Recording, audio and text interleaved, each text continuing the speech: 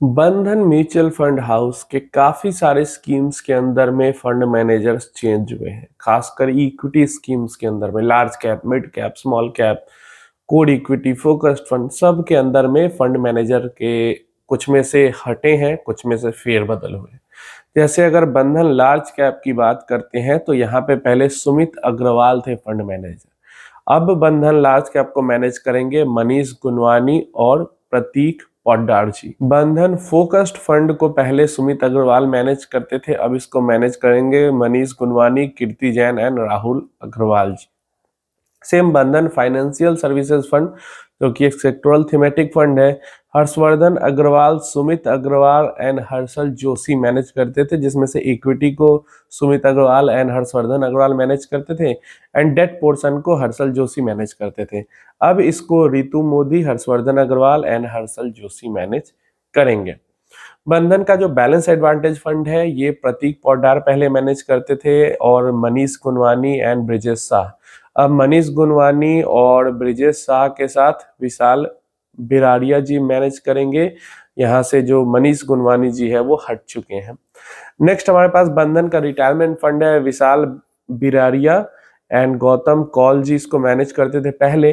अब विशाल बिरारिया जी हैं, विराज कुलकर और गौतम इनको मैनेज करेंगे और जो एक इसमें एडिशन हुआ है वो है विराज कुलकर जी का। नेक्स्ट बंधन कोर इक्विटी फंड, यहाँ पे हर्ष भाटिया है, राहुल अग्रवाल है और मनीष गुनवानी है। पहले ये मैनेज करते थे इनको, अब मनीष गुनवानी एंड राहुल अग्रवाल मैनेज करेंगे। बंधन स्मॉल कैप फंड मतलब इस प्रोडक्ट है बंधन म्यूचुअल फंड का, पिछले 1-1.5 साल में इस प्रोडक्ट रहा भी है। एक टाइम पे 70% प्लस का रिटर्न 1 ईयर में दिख रहा था, अभी भी शायद 50% का दिख रहा होगा।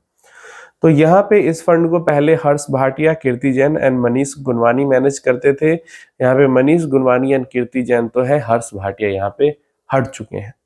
बंधन मिड कैप के अंदर से भी हर्ष भाटिया हट चुके हैं। रितु मोदी एंड हर्षल जोशी पहले मैनेज करते थे हर्ष भाटिया के साथ, अब सिर्फ रितु मोदी एंड हर्षल जोशी मैनेज करेंगे, जिसमें से रितु मोदी जो है वो इक्विटी पोर्शन देखेगी एंड हर्षल जोशी जो है वो डेट पोर्शन देखेगी।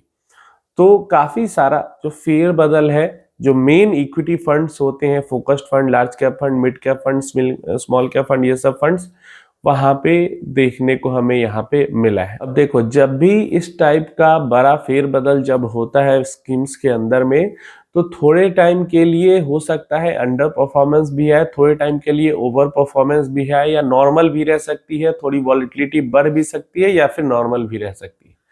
ऐसा इसलिए होता है कि जब फंड मैनेजर चेंज होते हैं या 3-4 फंड मैनेजर हो और उसमें से कुछ फंड मैनेजर को हटाया जाता है इस प्रोजेक्ट से, उस स्कीम से, तो ऐसे में जो डिसीजन मेकिंग है उस पर थोड़ा सा असर आता है, टीम वर्क पे थोड़ा सा असर आता है।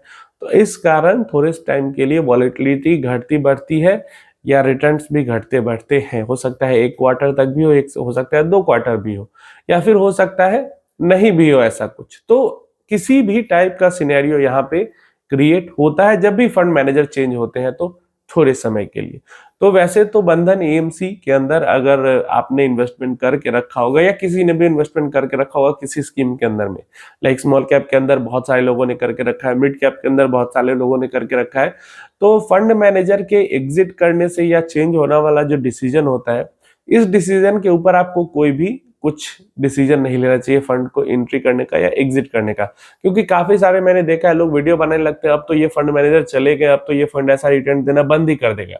कोई बहुत बड़ा फैन मैं नहीं हूं बंधन स्मॉल कैप फंड का या बंधन एएमसी का, लेकिन जो सही चीज है वो मैं आपको बता रहा हूँ।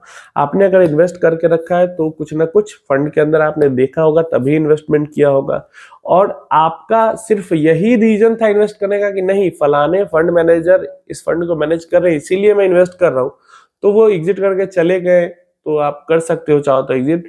नहीं तो अगर फंड को देखकर, रिटर्न स्ट्रैटेजी, एएमसी की परफॉर्मेंस ओवरऑल देखकर आपने इन्वेस्टमेंट की है, तो फंड मैनेजर की एंट्री एग्जिट के ऊपर आपको बहुत ज्यादा कुछ उतना ध्यान नहीं देना चाहिए, जब तक कि फंड की परफॉर्मेंस बहुत ज्यादा खराब, मतलब 1 क्वार्टर में खराब हुई, 2 क्वार्टर में खराब हुई, कोई दिक्कत नहीं है, ठीक है। जब तक आपका एक्सपेक्टेड जो रिटर्न है वो स्कीम पूरा करते रहे, तब तक इन सब चीजों से आप बहुत ज्यादा यहाँ पे परेशान मत होना।